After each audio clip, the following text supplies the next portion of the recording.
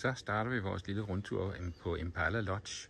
Starter vi her på den store udsigtsterrasse, hvor vi sidder og kigger ud på floden Oliphant River, hvor der faktisk lige for et øjeblik siden er passeret en elefant forbi. Så det kan man sidde og nyde herudefra sammen med flodheste, krokodiller, masser af forskellige fugle. Og så kan man gå her fra terrassen. Kan man måske skimte i baggrunden, at der ligger en swimmingpool, hvis man skulle få det for varmt. Der er nogenlunde temperatur i dag, så den er okay.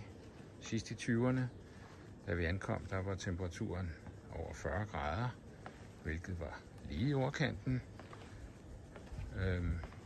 Og ned ad trappen, så bevæger vi os hen ad stierne her. Vi er så heldige, at vi bor i en hytte, hvor man ikke behøver eskorte om natten. Fordi det, der faktisk skete i går aftes, det var, at løverne nedlagde en bushbuck lige herude i kanten af lejren. Så det er forbudt at gå op til de fjernsliggende hytter alene. Men her går vi op til vores hytte, chalet nummer 6. Og hvad finder vi heroppe? Der finder vi sørme Ulla, der sidder og nyder tilværelsen her foran.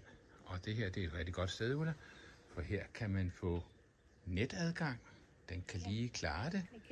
Og herfra går man så ind i hytten, vores chalet, hvor vi har et kæmpe stort rum, behageligt indrettet, stor seng med myggenet selvfølgelig, klædeskab.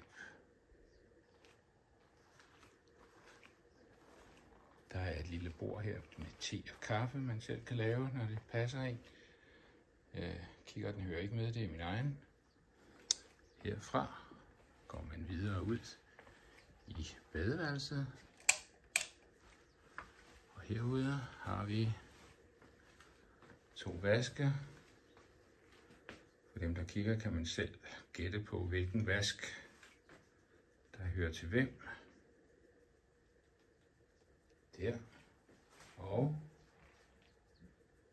så er der et lille aflukke her ved siden af.